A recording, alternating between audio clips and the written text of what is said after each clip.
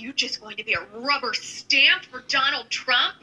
You mean like as Trump's HHS secretary working for Donald Trump? Are you going to do what Donald Trump wants? This is RFK's profound response. Take a listen.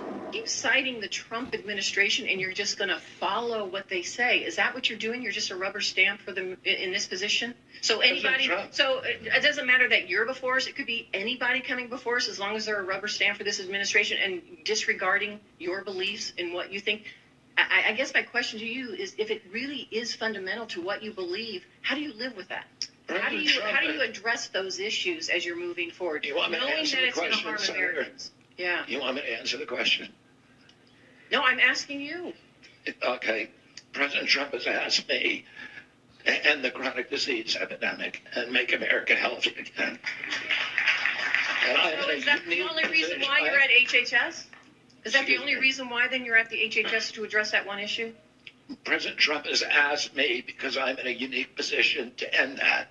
And that is what I'm doing.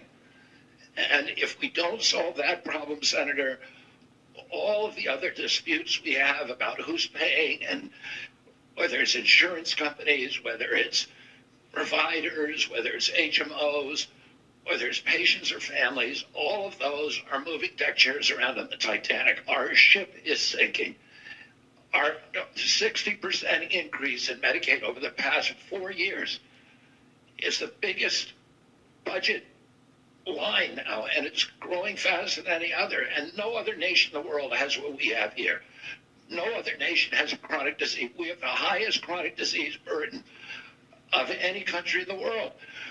We had, during COVID, we had 16% of the COVID deaths in a country. We only have 4.2% of the world's population. We had a higher death count than any country in the world. And when CDC was asked why, they said it's because Americans are the sickest people on earth. The average person who died from COVID, American, had 3.8 chronic diseases.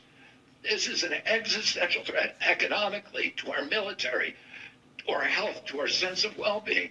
And it is a priority for President Trump. And that's why he asked me to run the agency. And if I'm privileged to be confirmed, that's exactly what I'll do.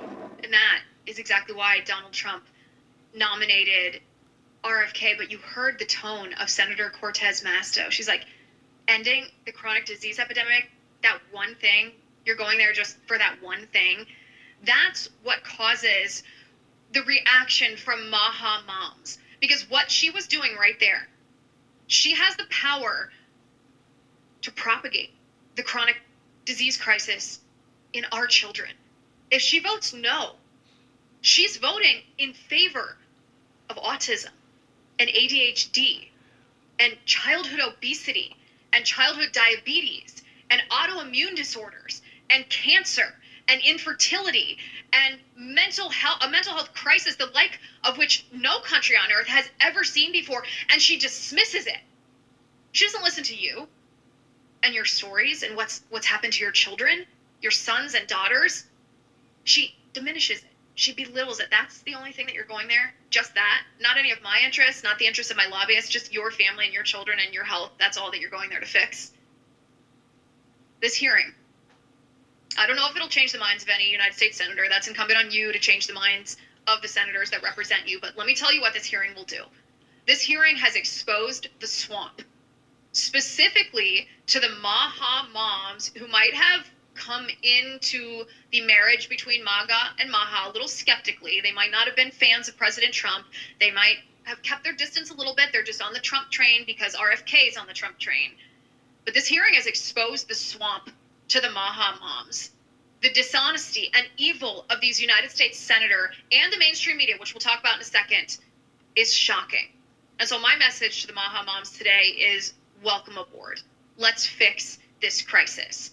And when I talk about the media, what I'm talking about is this. Callie Means, one of RFK Jr.'s most influential, courageous, and powerful allies, busted a reporter before the hearing even started, drafting the narrative of how they were going to report on RFK Jr. before he even opened his mouth. Take a look at this.